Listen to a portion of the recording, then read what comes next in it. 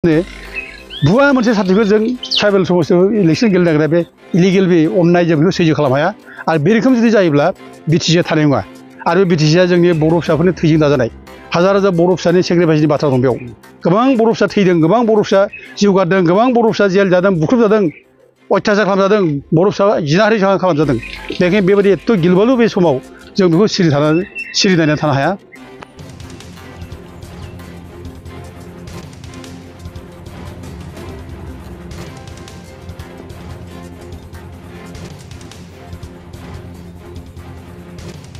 बड'लेण्ड जनालिस्ट सुरक्षा मंच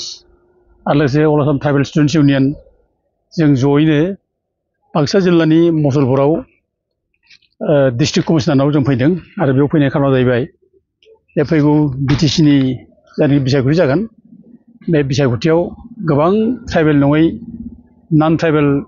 बिजाथिफ्रा tribal reserve समस्तियाव candidate माने नमिनेसन होदों आरो बेखौ लानानै जोङो डिसिनाव अप'ज खालामफैदों ट्राइबेल नङै बिजाथिफ्रा खुनुदिन ट्राइबेल बियाबाव केन्डिडेट जानो हाया इलेक्सन गेलेनो हाया बे आयेननि बेरेखा आरो संबिधाना बेखौ थोना आरो बेफोरखौ खालामोब्ला संबिधानखौ सिफायनाय जायो आरो लोगोसे ट्राइबेलनि जायनाखि अधिकार ट्राइबेलनि अधिकारखौ माने सेख'नाय जायो ट्राइबेलनि अधिकारखौ माने गाफ्लेनाय जायो बेनिखायनो जों बेफोरखौनो कमप्लेन खालामनो थाखाय जों डिसिनाव फैबाय रायज्लायफैबाय बाक्सा जिल्लायाव गासै 6टा बिटिसिनि समस्तियाव नन ट्राइबेलफ्रा ट्राइबेल सार्टिफिकेट लानानै बिजाथि जादों बे जाहैबाय जगदीश मदाहि बे 2 नं कक्लाबारि एसटि कन्स्टिटुवेन्सि ओमफ्राय कन्थर्ब दास पसिस बागानपारा एसटि कन्स्टिटुवेन्सि ओमफ्राय डक्टर गौरी शंकर सरनिया रायजर दलनिफ्राय बे जाहैबाय 24 मसलपुर एसटि कन्स्टिटुवेन्सि ओमफ्राय नैबे चक्रधर दास बेयो बिजेपिनिफ्राय 21 हालबारि एसटि कन्स्टिटुवेन्सि रमेन मदाहि बेयो बिजेपिनिफ्राय बेबो कक्लाबारि 22 नं कक्लाबारि एसटि कन्स्टिटुवेन्सि ओमफ्राय रिदिप कुमार डेका बिजेपि बेयो 24 नं माने मसलपुर एसटि कन्स्टिटुवेन्सि दा जोबोद साननो गोनां बाथ्रा जाबाय दिनै नेसनेल पार्टिफ्राबो दिनै कंग्रेस होन बा बिजेपि होन बिसोरबो दिनै आयेनखौ सिफायनानै संबिधाननि जायनाखि मर्यादा बेखौ उलंघा खालामनानै बिटिसिआव जे बिसोर बिसायख'थि होबाय बे डाइरेक्ट ट्राइबेलफोरखौ माने नेग्लेक्ट खालामनाय जादों ट्राइबेलफोरनि अधिकारखौ सेख'नो नागिरनाय जादों ट्राइबेल अधिकारखौ दिनै गैया खालामनो नागिरनाय जादों आरो लोगोसे संबिधाननि जायनाखि प्रभिजनफोर बेखौ नेवसिनाय जादों बेनिखायनो बेफोर संबिधाननि जायनाखि होखानाय गोहो मोन्थाय बे मोन्थायखौ जों लाखिनो थाखाय जों डिसिखौ बेयाव रिकुवेस्ट खालामफैदों आरो जोंहा ओरैनोबो हाइकर्टआव मोनसे अर्डार दंखायो जों जेब्ला केस होयो गुवाहाटि हाइकर्टआ मोनसे अर्डार होदों बे अर्डार नाम्बारा जाहैबाय 30/2019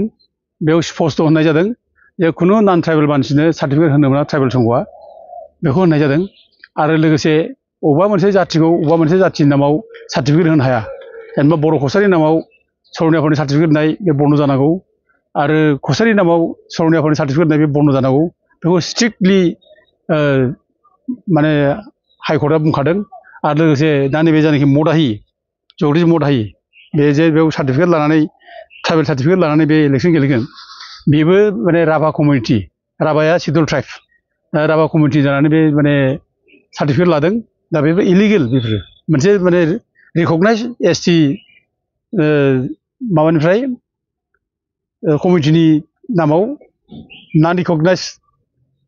नन एसटिआ सार्टिफिकेटखौनो मोना दा बेखौ ट्राइबेल संघआ भुल खालामदों बिदि भुल खालामनाङामोन आयेनाव बिदि गैया बेनिखायनो हाइकर्टआबो अर्डार होखाबाय जेब्ला दा सोरबा जुदि बे रोखोम सार्टिफिकेट लानानै इलेक्सन गेलेनो नागिरदोंबा बियो टटेलि बे इलिगेल बे आरो बेखौ माने इलिगेल होननानै डिक्लेयार नांगौ आरो बिनि नमिनेसन पेपारा भइड होननानै बेखौनो फोसावनांगौ होननानै जों दा डिसिखौ बुंदों दा डिसिआ गाव नायगोन बेसेबां बेखौ मावनो हायो